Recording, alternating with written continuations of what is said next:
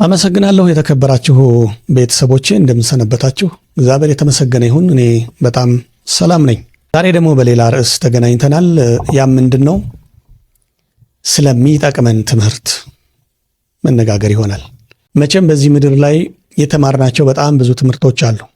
በጣም ብዙ ትምህርቶች በብዙ ርዕሰ ጉዳይ ላይ የተሰሩ በብዙ አይነት መንገድ የተቀናበሩ ብዙ ትምህርቶችን ተምረናል። ምድር ላይ ብዙ ትምህርቶች አሉ።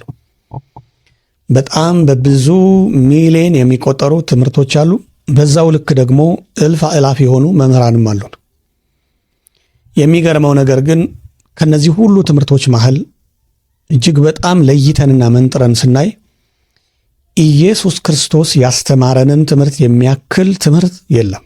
ከመምህራንም መሃል ስንመለምል ወይም ስንመርጥ የኢየሱስን አይነት መምህር የለም። ብዙ ጊዜ ኢየሱስ ያስተማራቸውን ትምህርቶች ለክርስትና ብቻ ሰጥተነው ተጎድተናል። ምድር ተጎድታለች። ኢየሱስ ክርስቶስ ያስተማረው ትምህርት ለክርስቲያኖች ብቻ የሚተው አይደለም፣ ለሰው ልጅ ሁሉ የሚጠቅም ትምህርት ነው። ኢየሱስ ክርስቶስ የሁላችን መምህር ነው። የሰው ልጅ ሁሉ መምህር ነው። የክርስቲያኖች ብቻ አይደለም። የሚገርመው ነገር ክርስቲያኖች ያልሆኑ እንኳን ከኢየሱስ ብዙ መውሰድ ይችሉ ነበር። በኢየሱስ አምኖ መጠመቅ አለመጠመቅ ሌላ ጉዳይ ነው። ኢየሱስ ያስተማረው ትምህርት ግን የተለየ ጥበብ፣ የተለየ ብልሃት፣ የተለየ አቅም፣ ኃይል የተሞላበት ትምህርት ነው። ስለዚህ ብዙ ሰዎች ምድር ላይ የኢየሱስን ትምህርት የክርስቲያኖች ብቻ አድርገው ትተውታል፣ ንቀውታል። ባጭሩ የኢየሱስ ትምህርቶች ግን የሚናቁ አይደሉም። ክርስቲያኑም ደግሞ ትምህርቱን ወስዶ ሃይማኖታዊ ብቻ አድርጎት በቃ ከቤተ ክርስቲያን ውጭ አይንቀሳቀስም። ትምህርቱ በቃ ቤተ ክርስቲያን እንሄዳለን፣ ከቤተ ክርስቲያን ስንወጣ ትምህርቱ ህይወታችን ላይ አይሰራም። በቃ እንደዛ አድርገነዋል። እስረኛ ሆኗል። የሚገርመው ነገር ግን ኢየሱስ ክርስቶስ ያስተማረን ትምህርት በየዕለት ህይወታችን ላይ የሚተገበር ትልቅ ኃይል ነው። ብዙ ሰው ያልተረዳው ነገር ይሄ ነው። ኢየሱስ ያስተማራቸው ትምህርቶች የተለዩ ጥበብ ናቸው። የሰው ልጅ የኢየሱስን ትምህርት ቢወስዳቸውና ቢጠቀማቸው ምድር ላይ በጣም ኃያል ነው የሚሆነው። በጣም ሰክሰስፉል ነው የሚሆነው። በጣም ተወዳጅ ነው የሚሆነው።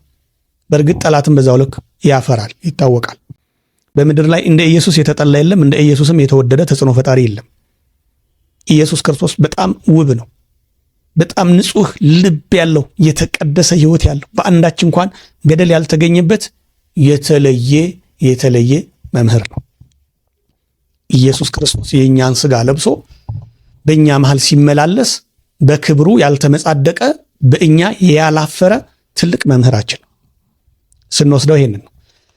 ዛሬ ከኢየሱስ ትምህርቶች መሃል አንዱን ወስደን ምን እንጠቀም ሲባል በማቴዎስ ወንጌል ምዕራፍ 13 ላይ ያስተማረውን ትምህርት አንዱን ክፍል እንውሰድና ይሄ ማቴዎስ 13 በሌላ ስሙ ትምህርተ መንግስት ነው የሚባለው። የመንግስት ትምህርት ነው። ኢየሱስ ክርስቶስ ስለ እግዚአብሔር መንግስት ወይም ስለ መንግስተ ሰማያት እጅግ ሰፋ ባለና በተለያዩ አይነት ምሳሌዎች በስፋት በጣም በጥልቀት ያስተማረበት ክፍል ነው። በጣም ረጅም ምዕራፍ ነው። እስከ ቁጥር 58 ድረስ የሚሄድ በጣም ረጅም ሰፊ ምዕራፍ ነው።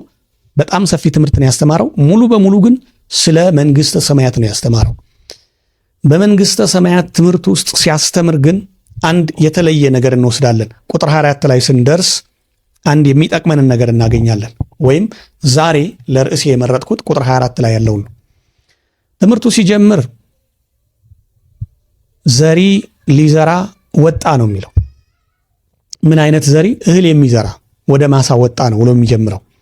ያ የሚዘራው ዘር ምን ላይ እንዳረፈ ተንትኖ ይናገራል። ከዛ በጥሩ ዕንቁ፣ በጣም በተወደደ ዕንቁ፣ በእርሾ፣ በአንድ ገበሬ፣ በአዝመራ፣ በእርሻ መስሎ ነው ያስተማረው።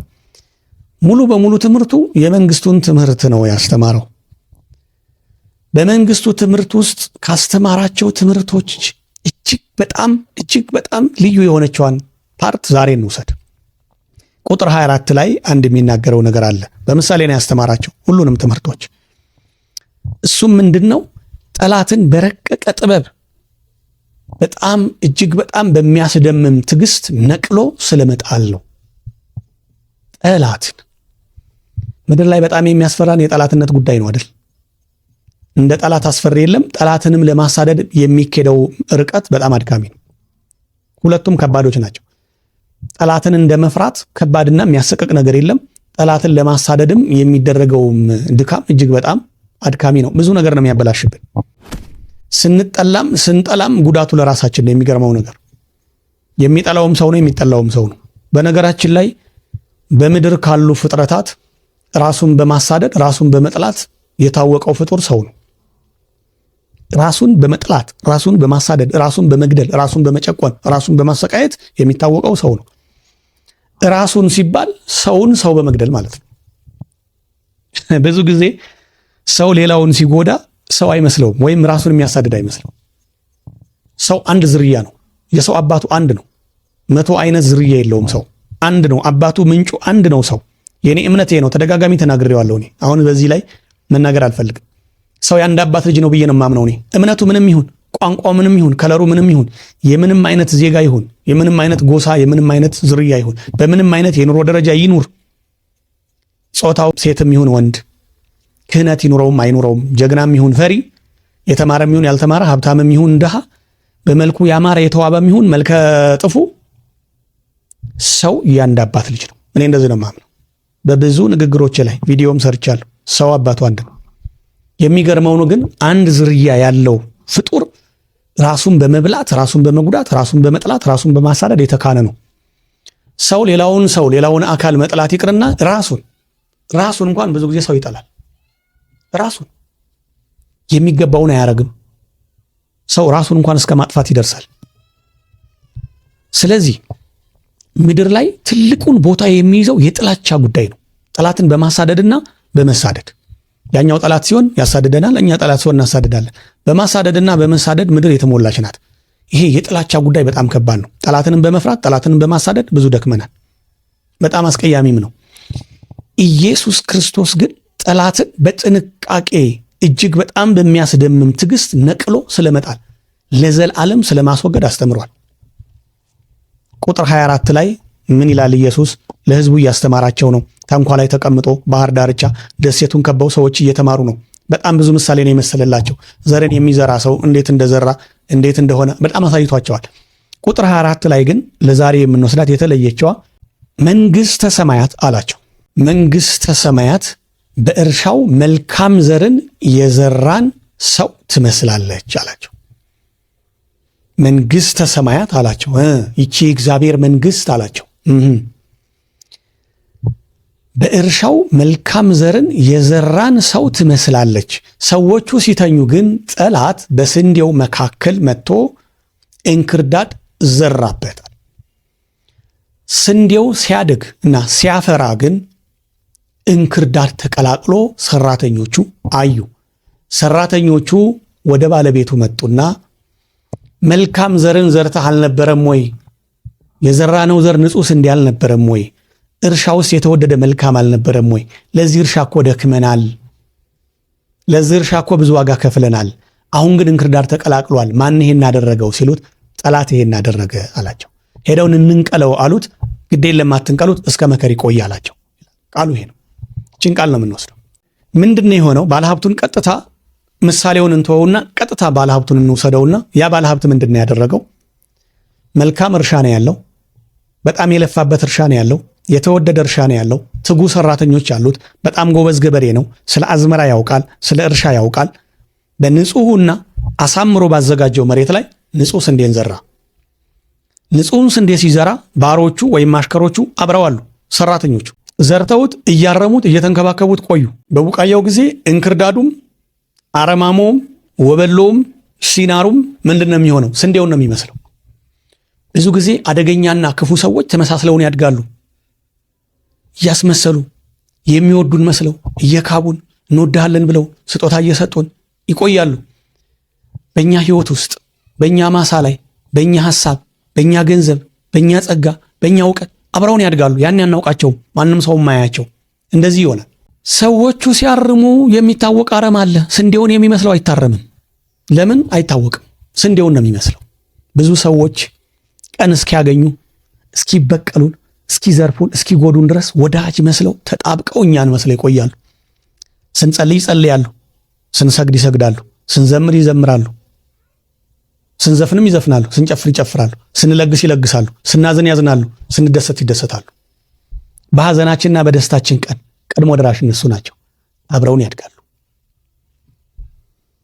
እንደ ዝንጀሮ ኮቴያችንን ለክተው እኩል የሆነ ቀን ያሸነፉን የመሰላቸው ቀን የበለጡን የመሰላቸው ቀን ሊገለብጡን አቅም እንዳላቸው እርግጠኛ የሆኑ ቀን ራሳቸውን ይለያሉ። ከስንዴው ጋር እንክርዳዱን ሲንከባከቡት ሰራተኞቹ ቆዩ። ሲዘረዝር ራሱን ሲለይ ግን በስንዴው መካከል እንክርዳድ ተገኘ። ሰራተኞቹ ደነገጡ። አየህ፣ አብረውን የቆዩ ሰዎች መጨረሻ ላይ በምናቸው ይታወቃሉ ሲባል በጭንቅላታቸው። ከላይ ሲዘረዝር መታየት ጀመረ። ስንዴው ስንዴ መሰለ፣ እንክርዳዱ እንክርዳድ መሰለ። ከታች ግን አንድ ነበር። የሚገርመው አባታችን አንድ ነው። የሰው ልጅ ምንጩ አንድ ነው። ዘሩ አንድ ነው። ቋንቋችን አንድ ነው። ገላችን አንድ ነው። ደማችን አንድ ነው። ተመሳሳይ ነን። ከሰው ውጭ ሰው የለም። አብረን መተን አብረን ከመለኮት አብራክ ተጸንሰን ወጥተን ውብ ሆነን ተሰርተን አብረን አድገን አቅም ስንፈጥር ግን ጭንቅላታችን መለየት ጀመረ። ክፉ ሰዎች በጭንቅላታቸው ነው የሚታወቁት። ጥሩ ሰዎችን በጭንቅላታቸው ነው የሚታወቁት። መቼ? ሲዘረዝር፣ ሲያድጉ፣ እኛም ከናንተ እኩል ነን ብለው ራሳቸውን መግለጥ ሲጀምሩ፣ ሰዎች ቦታ ሲደላደሉ፣ አቅም ሲያገኙ ጭንቅላታቸው ሲታይ እንክርዳድ ናቸው። በጣም ነው የሚገርመኝ። ጻድቅ የነበሩ ሰዎች በመካከላችን ቀን እየጠበቁ ገንዘብ በደንብ እስኪይዙ፣ ሎሌ የሚከተላቸውን ጭፍራ በደንብ እስኪያደራጁ፣ የራሳቸውን ተከታይ በደንብ እስከሚያፈሩ፣ ዝና በደንብ እስኪገነቡ፣ ፍርሃታቸው በደንብ እስኪለቃቸው፣ በዙሪያቸው አቅም እስኪያደራጁ ድረስ ሰዎች አብረውን ይቆያሉ። የምንበላውን እየበሉ፣ የምናመልከውን አምላክ እያመለኩ፣ የምንዘምረውን እየዘመሩ፣ የምንበላውን እየበሉ፣ የምንለብሰውን እየለበሱ፣ የምንማረውን እየተማሩ፣ መፈክር ስናወጣ አዎ ብለው ለሀገራቸው እየተቆረቆሩ ጠንካራ ዜጋ መስለው አብረውን ያድጋሉ። መቼ? በቡቃያው ጊዜ። ስንዴና እንክርዳድ በቡቃያው ጊዜ አይታይም። ጭንቅላቱ ነው የሚለየው። ሰው በጭንቅላቱ ነው የሚታወቀው። በጭንቅላት ስል ይሄ ራስ ቅል እያልኩ ነው አይደለም።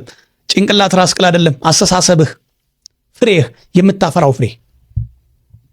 አብረህን በአንድ ካምፕ ውስጥ ቆይተህ መጨረሻ ማንነት ሲለይ ጭንቅላት ያኔ ይታወቃል። ስታድግ ሰው ጭንቅላቱ ነው የሚለየው። እንደዛ የለፉለት አዝመራ ሌት ተቀን ይጠብቁት የነበረው፣ ከአራዊት ይጠብቁት የነበረው፣ ከአረም ይጠብቁት የነበረው፣ በደንብ እያረሙ እየጠበቁ ያቆዩት ስንዴ ሲዘረዝር እኩል በኩል እንክርዳድ። ሰራተኞቹ ደነገጡ። እንዴ የለፋንለት አዝመራ፣ የለፋንለት ስንዴ፣ ያ የዘራነው ንጹህ ዘር በዚህ መልካም እርሻ ላይ እንክርዳድ ከየት መጥቶ በቀለ? ለራሳቸው ደነገጡ። ፈርተው ሄደው ለባለቤቱ ነገሩት። ጌታ ሆይ፣ መልካም በሆነው እርሻህ ላይ መልካም የሆነን ስንዴ ምንም እንክርዳድ የሌለው በእጃችን ይዘን በዓይናችን አይተህ ዘርተህ አልነበረም እንዲህ አሉት። አዎ አላቸው። ታዲያ ይሄ ሁሉ እንክርዳድ ከየት መጣ? ግማሽ በግማሽ እኮ እንክርዳድ ነው ማሳው። ጭንቅላቱን ስናየው እኮ ስንዴ አይደለም። ከታች ስንዴ መስሎን ስንንከባከበው ቆየን። የስንዴውን ክብር ሰጠነው፣ የስንዴውን ቦታ ሰጠነው። ለስንዴው ያለውን ሁሉ ህይወት ለነሱ አደረግንለት። ሲዘረዝር ግን ይሄ ሁሉ እንክርዳድ ከየት መጣ? ምንድን ነው አሉት። ባለቤቱ ያውቃል። የሚገርመው ነገር የአዝመራው ባለቤት እርሻውን ያረሰው ገበሬው ያውቃል። ስለ ግብርና በደንብ ያውቃል። አዎ አውቃለሁ አላቸው። ምን አሉኝ ጌታዬ? እንደዚህ ነው የሚሉት ሰራተኞቹ በእርግጠኝነት። ለምን? ሎሌ ወይም ሰራተኛ ላሰሪው ትልቅ ክብር አለው። ትልቅ ክብር አለው። በተለይ በድሮ ጊዜ እንደ አምላክ ነው የሚታየው። ሲጀመር አሽከር፣ ሎሌ ወይም ባሪያ፣ ገረድ፣ ሰራተኛ ወይም ተከታይ፣ ጭፍራ አለቆቻቸውን ነው እንደ አምላክ የሚያዩት። አምላክን ሁሉ አያውቁም። ከስንት አንድ ናቸው ጸሎት የሚጸልዩት ሁሉ። ብዙ ባሮች፣ ብዙ አሽከሮች ለጌቶቻቸው ተገዢ ናቸው። እና አውቃለሁ አላቸው። እንክርዳዱን ማን ነው ይሄን ያደረገው? እንዴት አሉ እነሱ። በፊቱም ሞገስ ማግኘት ይፈልጋሉ፣ ትጉ ሰራተኛ መባል ይፈልጋሉ። በሌላ በኩል ደግሞ የአዝመራው ተንከባካቢ እነሱ ስለሆኑ መቼም ጌታው ሄዶ አያርምም። እንዲህ አርጉት እንደዚህ አርጉት ይላል። አልፎ አልፎ እንደ አንድ ሁለት ነገር ነቅሎ ይሄዳል እንጂ ብዙ ባለሀብት ሰው ሄዶ አብሮ ምን አያደርግም፣ አረም አያርምም። አንዳንድ ገበሬዎች ናቸው ከልጆቻቸው ከሰራተኞቻቸው ጋር አብረው የሚያርሙት። ይሄ የተጠቀሰው ገበሬ ግን ብዙ አሽከሮች ያሉት ነው። ሰራተኞቹም ናቸው መጥተው የነገሩት። እሱ አይደለም ያየው፣ ግን ያውቃል። ባያየውም ያውቃል። እንዴት ሄደን እንንቀለው አሉት። ማን ነው ይህን ያደረገው? እንዴት ይደረጋል? እንደዚህ ያሉት። ማን ያደረገው ሲሉት ጠላት አላቸው። ማን ነው? ጠላት ይሄን ያደረገ አላቸው። መቼ? እኛ ተኝተን፣ እኛ እረፍት ላይ ያለን መሽቶ ጠላት ይሄን ያደረገው አላቸው። ጠላት? አዎ። ተኝተን? አዎ። በጨለማ? አዎ። ለምን? ጠላት ስለሆነ፣ ልማትን ስለማይፈልግ፣ መልካም ነገርን ስለማይወድ፣ ደስታን፣ እረፍትን፣ ንጹህ ነገርን ስለማይወድ፣ የሰዎችን እድገት፣ የሰዎችን ጸጋ፣ የሰዎችን ሀብት ስለማይፈልግ ጠላት ይሄን አደረገ አላቸው። መቼ? ማታ በጨለማ። የሚገርመው ነገር ሰዎች ብዙ ነገር አምጥተው የሚጨምሩብን በጨለማ ነው፣ ማታ። የህይወታችን ማታ መቼ ነው? የቀን ማታ ጀንበር ሲጠልቅ ነው። የህይወታችን ማታ መቼ ነው? ሰው ስናጣ። የህይወታችን ማታ ቀን ሲጥለን ነው፣ ሰው ስናጣ። ያኔ እንክርዳድ ይዘሩብናል። ማታ የተባለው አቅም ማጣታችን ነው። የህይወታችን ማታ ገንዘብ ስናጣ ነው። በህይወታችን የሚጨልመው ገንዘብ ስናጣ ነው። የህይወታችን ማታ፣ የመንገዳችን ጨለማ አይናችን የሚያዘው አንድ ጠንካራ ሰው አብሮን እጎናችን ሳይቆም ሲቀር፣ ማንም አይዞህ ሳይለን ሲቀር ነው የህይወታችን ጨለማ፣ የህይወታችን ማታ አቅም ስናጣ። ስራ አጥተን ስንንገላታ፣ የሚቀጥረን ድርጅት ወይም ግለሰብ ስናጣ፣ በስራ ማጣት ጫማችን ሲጣመም፣ እግራችን በጋለው መሬት ሲቃጠል የህይወታችን ጨለማ ነው። ጠላት ያኔ መጥፎ ነገር ይዘራል እኛ ላይ ጠላት። ምክንያቱም አናይም። በማጣታችን፣ በችግራችን፣ በመንገላታታችን ታውረናል። የህይወታችን ቀን ጨልሟል።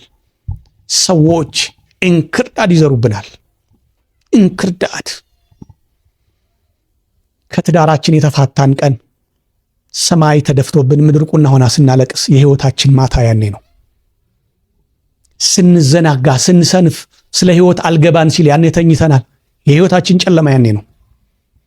ብዙ ሰው በከፍተኛ የህይወት መስክ ላይ አይደለም መሆን ያለው። ብዙ ሰው በጣም በዝቅተኛ በወረዳ የህይወት መስክ ላይ ነው እየኖረ ያለው። ይሄ ደግሞ በጣም አደገኛ ነው። ምንድን ነው? ተኝተዋል ማለት ነው። የህይወታችን ጨለማ ስራ ያጣን ቀን አይደለም፣ ይቀጥላል። የህይወታችን ጨለማ ገንዘብ ያጣን ቀን ብቻ አይደለም፣ ይቀጥላል። ሰው ያጣን ቀን ብቻ አይደለም፣ ይቀጥላል። የታመምን ቀን፣ ህመም ያጠቃን ቀን፣ በደዌ የተሰቃየን ቀን፣ አልጋ ያዝን ቀን፣ መድኃኒት መግዣ ያጣን ቀን፣ ሰው ውሃ ሊያጠጣን ባልቻለ ሰዓት፣ ብቻችንን በሆንን ሰዓት፣ የህይወታችን ጨለማ የታመምን ቀን፣ ጤናችን የታወከ ቀን ነው። ስንቶቻችን ጤናችን ተቃውሶ ህይወታችን መሽቶብናል በጨለማ። ያኔ ጠላት እንክርዳድ ይሰራል በህይወታችን ላይ። ለምን? ምቹ ስለሆነ። በራበን ጊዜ ሰው ምን ቢለን እንቀየማለን? የራበውን ምን ይቀየማል? የራበው ሆዱን ለመሙላት ብቻ፣ ትንሽ ከረሃብ ለመታገስ ብቻ ነው እንጂ ሰው ቢሰድበው፣ ቢጥለው፣ ቢያንቋሽሸው፣ የራሱን መጥፎ የሆነ ሃይማኖት ትምህርት ቢያስተምረው፣ የራሱን የሆነ የዘረኝነት መንፈስ ቢከትበት፣ የራበው ሰው ምን ይላል? መጥገብ ነው የሚፈልገው። እንዲህ ነው ሲሉት አዎ ይላል። ዳቦ ዋጋ እስኪደርስ፣ ያችን ቁራሽ እስኪበላ። ምክንያቱም አንጀቱ ጀርባው ላይ ተለጥፏላ። እንዲህ አይነት ሰው በህይወቱ መሽቶበታል። ጠላት የፈለገውን ይዘራብሃል። ግን በህይወታችን መሽቶ ተቸገርን እንጂ እኮ ሰው መልካም እርሻ ነው። ሰው መልካም እርሻ ነበር፣ በተፈጥሮው የተወደደ እግዚአብሔር በእጁ አብጅቶ የሰራው፣ በእጆቹ የሰራው ፍጡር ነው ሰው። ቀን ሲጥልህ ግን ይመሻል፣ ጠላት መጥቶ ይዘራብሃል። ኢየሱስን በምሳሌ ሲነግራቸው ለዛ ለተሰበሰበው ህዝብና ለሐዋርያቱ ምንድን ነው ያለው? ሰዎቹ ሲተኙ ለፍተው ደክመው ማሳውን አለስልሰው አሳምረው የተወደደውን ያማረውን ስንዴ ዘሩና ደክመው ተኙ። መቼ? ጠላት መጥቶ በጨለማ እንክርዳድ ዘራበት ነው ያላቸው። የህይወታችን ጨለማ አካላችን የጎደለ ቀን ነው። በክራንጅ የሄድን ቀን፣ ዊልቸር ላይ የተቀመጥን ቀን፣ የራበን ቀን፣ የተሰደድን ቀን፣ ለቀየው ባይተዋር የሆንን ቀን ነው። የህይወታችን ጨለማ ያኔ ነው። ሲኖረንማ ቀን ነው። ባለስልጣን ስንሆንማ 2 ጀንበር ነው የሚወጣው። በስልጣናችን ዘመን 1 ጀንበር ይበቃል እንዴ? 2 ጀንበር ነው የሚወጣው ጎን ለጎን። አይጠልቅም ሁሉ ፀሐይ። የተሰደድን ቀን፣ የራበን ቀን፣ የታመምን ቀን፣ ያጣን ቀን፣ የከፋን ቀን፣ ዕውቀት አተን ስራ ለመስራት የተቸገርን ቀን፣ የህይወታችን ማታ ያኔ ነው። የመንገዳችን ጨለማ ያኔ ነው። አይናችን ምንም ነገር አያይም። መጥገብ ብቻ ነው የምንፈልገው። ገንዘብ ማግኘት ብቻ ነው የምንፈልገው። ክብር የሚባል ነገር የለም። እምነት የሚባል ነገር የለም። መጥገብ ነው የምንፈልገው። እንደ ረሃብ መጥፎ ነገር የለም። እንደ ችግር እንደ ማጣት መጥፎ ነገር የለም። የህይወታችን ጨለማ እሱ ነው።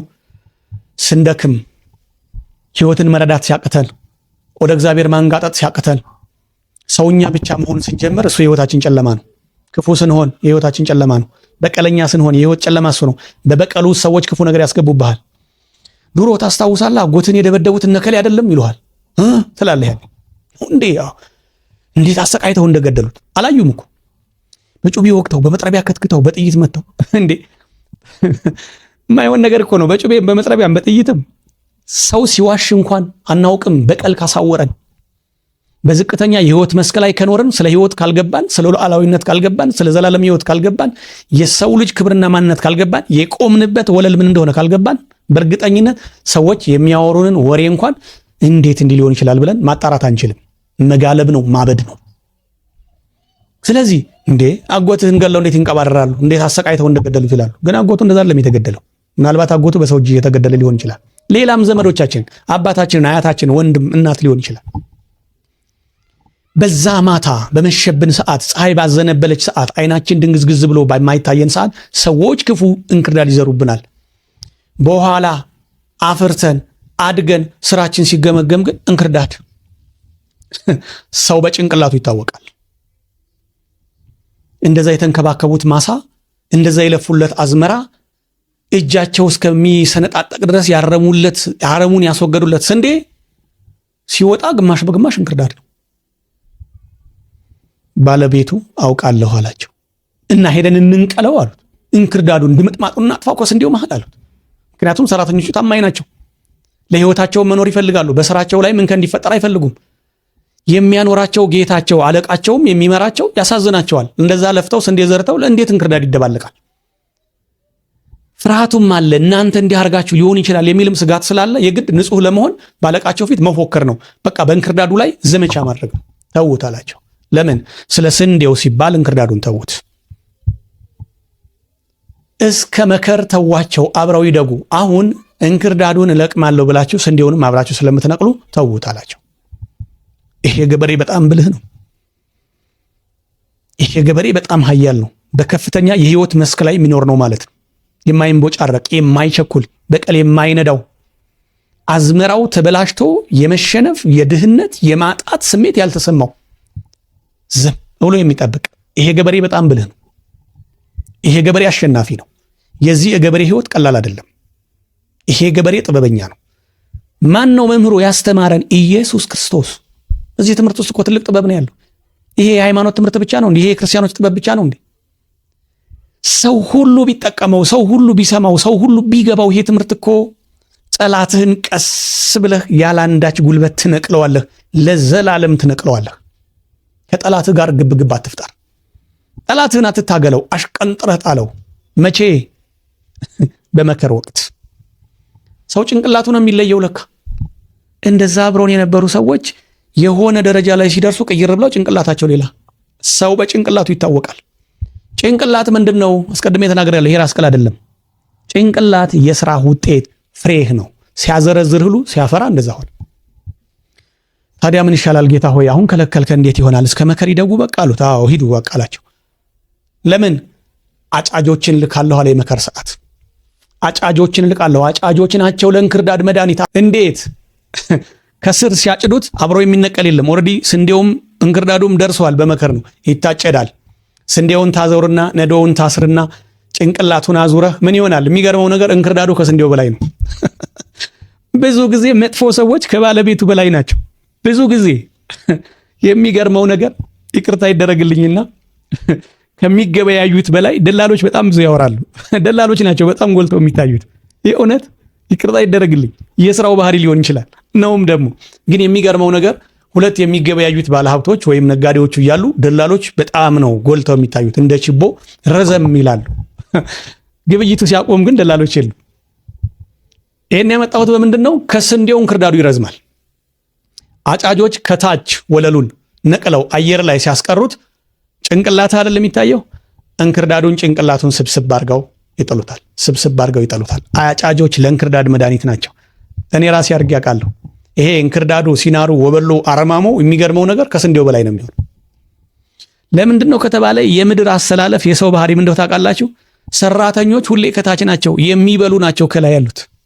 ምንም ስራ የማይሰሩ ምንም የስራ መልክ የሌላቸው በጣም ሰነፍ ሰዎች በቃ ነገሮችን ብቻ በማጠላለፍ የሚበሉት ከፊት ናቸው፣ የሚሰሩት ደግሞ ከኋላ ናቸው፣ አይታዩም።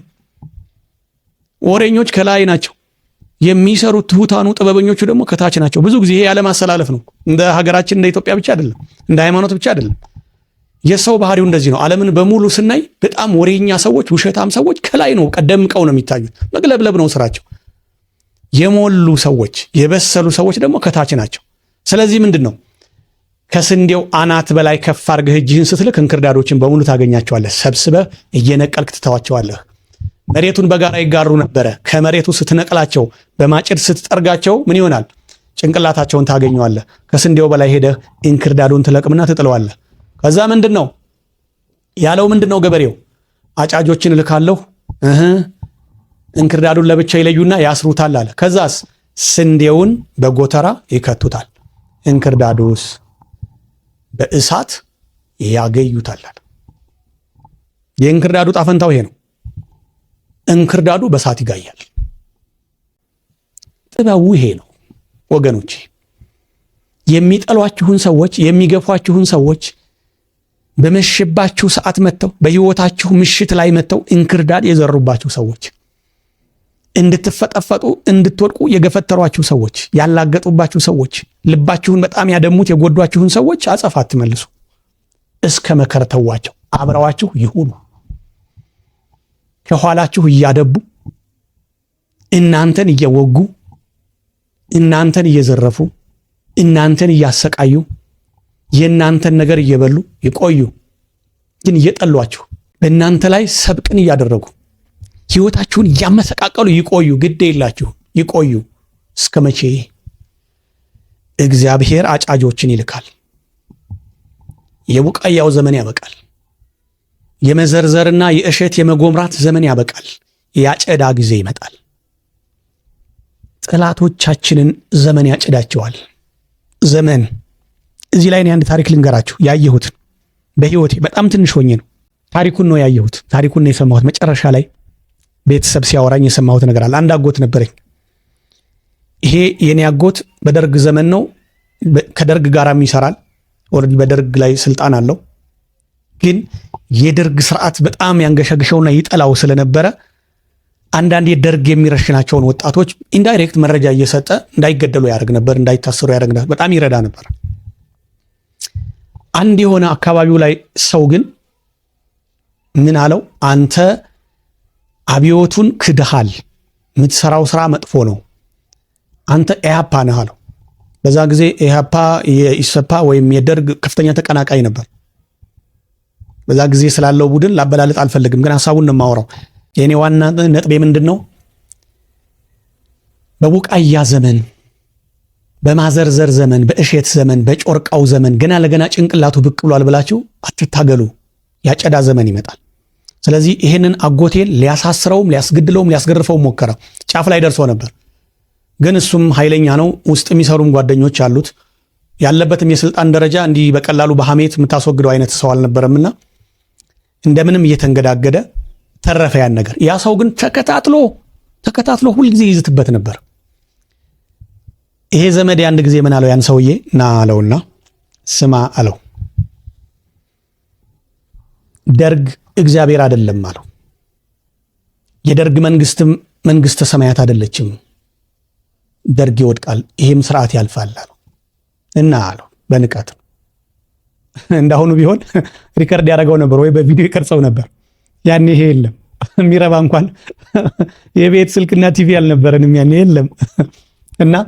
እና አለው ይሄ ጊዜ ሲያበቃ እንደ ቆቅ በጄ ይዛለሁ አለው። የእውነት እኮ ነው የሆነውን ነው የምነግራችሁ። ይሄ የኔ ዘመዴ ነው የተናገረው። ጊዜው ሲያበቃ አንተን እንደ ቆቅ በጄ ይዛለሁ፣ ታያለህ። ይሄ ዘመን ያልፋል። ደርግ እግዚአብሔር አይደለም። የደርግ መንግስትም የእግዚአብሔር መንግስት አይደለም፣ ያልፋል። እኛ ግን ጥቂት ዘመን አለን፣ በእድሜያችን እንቆያለን። አንተን ግን አገኝሃለሁ፣ እንደ ቆቅ በእጄ ይዝሃለሁ አለው።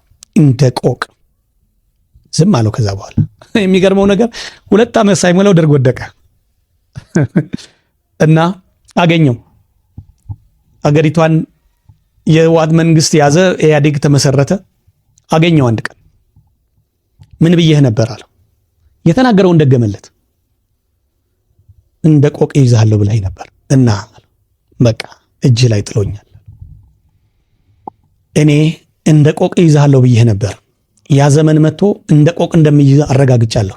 አንተን ግን አልነካህም አለው። የገዛ ክፋትህ እያሰቃየህ፣ የገዛ ክፋትህ እየገዘገዘህ በእድሜህ ቆመህ ስትሰቃይ ማየት ፈልጋለሁ። ስላደረከው ጥፋትም አልጠቁምህም። አሁን ላለው መንግስት እንድትታሰርም አላረግም። የሰራኸው ክፋት ግን እየቀጠቀጠ ወደ መቃብር ትወርዳለህ ብሎ ተወው። ያ ሰውዬ እንዴት እንደሆነ አሁን ታሪኩ ስለሚረዝም አልናገርም። በዋናው ነገር ግን ምንድነው ሐሳባችን? ጠላታችሁን በስሜት ወዲያው መልስ አትስጡ፣ ችግር ውስጥ ትገባላችሁ። ለጠላታችሁ፣ ለሚጠላችሁ፣ በስሜት እንድትናገሩ ለሚያረጋችሁ፣ ለሚኮረኩራችሁ፣ በማይመች ሁኔታ ውስጥ ሆናችሁ ጠላታችሁን አትጋፈጡ። እግዚአብሔር ያጨዳን ዘመን ያመጣል። እግዚአብሔር አጫጆችን ይልካል። በቃ ይሄንን የዘመዴን ምሳሌ ያመጣሁት ለዚህ ነው። ይህ መንግስት ያልፋል፣ አንተን ግን እንደ ቆቅ በእጄ ይዝሃለሁ አለው። ዘመኑ ደረሰ፣ ግን አልነካውም። ለራሱ ክፋት አሳልፎ ሰጠው። ጠላትን ለዘላለም ማስወገድ የሚባለው ይሄ ነው። አጫጁ መጣ፣ ስንዴውን ጠረገው አብሮ ከነ እንክርዳዱ። ምንም ችግር የለባቸውም አጫጆች ለእንክርዳድ። አቤት ችሎታቸው! እንክርዳዱን ለቅመው ጣሉት፣ አጋዩት፣ አለቀ። ከኢየሱስ ክርስቶስ የምንወስደው ትልቁ ጥበብ ይሄ ነው።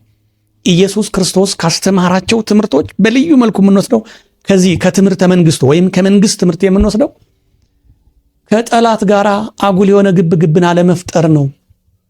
በእግዚአብሔር ፊት በትዕግስትና በጥበብ ቆሞ ጊዜ መጠበቅ ነው።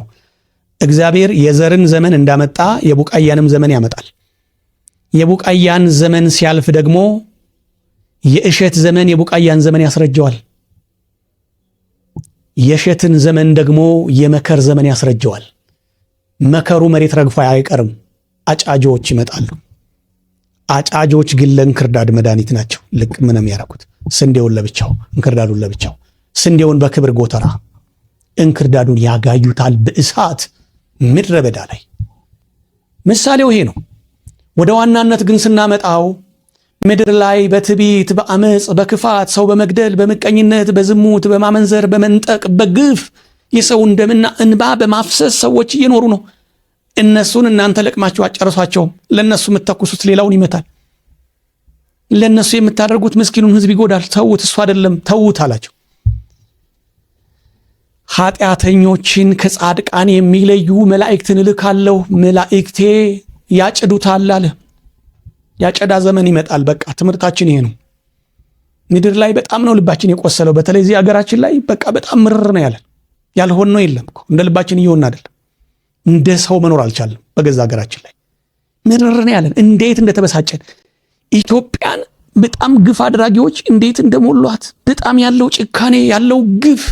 ወንድሙን ለመንጠቅ ለ1,000 ብር ብሎ ሰው ወንድሙን ይገላል። 1,000 ብር ተራ ነገር እኮ ነው። አሁን ምሳ ያበላም እኮ አንድ ምግብ ዛሬ ስንት ነው? ግን በደም የተሳሰርን ነበር። አንድ ወለል ላይ አንድ መሬት ላይ የበቀልን።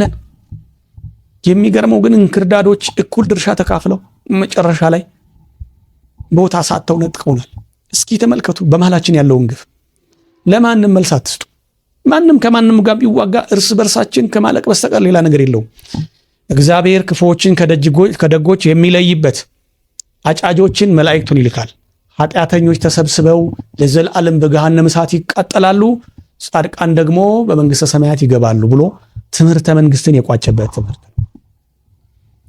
ዛሬ የምንወስደው ትምህርት ምንድን ነው? ግፈኞችን በግፍ አትመልሱላቸው። ትምህርቱ ይሄ ነው። ዝም በሉ። ሰው በጭንቅላቱ ይለያል። ሲያዘረዝር ውጤታችን ፍሬያችን ሲታይ ሲጎመራ ያኔ ሰዓቱ ደርሷል። እግዚአብሔር አጫጆችን ይልካል። እግዚአብሔር ካልሆነ በቀር የምድርን ክፋት ሰው አይነቅለውም። ስለዚህ ከቆሻሾች ጋር አብረን መቆሸሽ የለብንም። ከክፎች ጋር አብረን መክፋት የለብንም።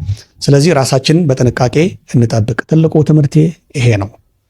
የሚያንጓጥጡባችሁን የሚገፏችሁን ጠላቶቻችሁን አጠቃላይ የተነጋገርንባቸውን በሙሉ መልስ አትስጧቸው፣ አጸፋ አትስጧቸው። ሞራላችሁንም መንፈሳችሁንም ጊዜያችሁንም ትገላላችሁ፣ እውቀታችሁንም ገንዘባችሁንም ትገላላችሁ። ኢቭን ጊዜያችሁን ታጠፋላችሁ። ሌላ ስራ የምትሰሩበትን ከጠላት ጋር ግብግብ ስትፈጥሩ፣ በተለይ በቀላሉ አይምሯችሁን ሊያበላሹ የሚፈልጉ ሰዎች አሉ። መልስ አትስጧቸው። በጣም ትንንሽ ሰዎች ናቸው እነዚህ። በጣም በወረደ ጭቃ ውስጥ በገባ የህይወት መስክ የሚኖሩ ናቸው። እናንተ ግን ሁልጊዜ ከፍ ወዳለው የህይወት መስክ እያደጋችሁ ኑሩ። የመከር ዘመን ይሆናል። እግዚአብሔር አጫጆችን ይልካል። ክፉዎች በሳት ይቃጠላሉ፣ መልካሞች በዘላለም ህይወት ይኖራሉ። አበቃ። አመሰግናለሁ። በተወደደ አክብሮት ሰላም ብያለሁ። እንክርዳዱን ከስንዴው እየለየ የሚሰራው ታላቁ የአዝመራው ባለቤት እግዚአብሔር እስኪመጣ ቸር ይቆየን። አመሰግናለሁ።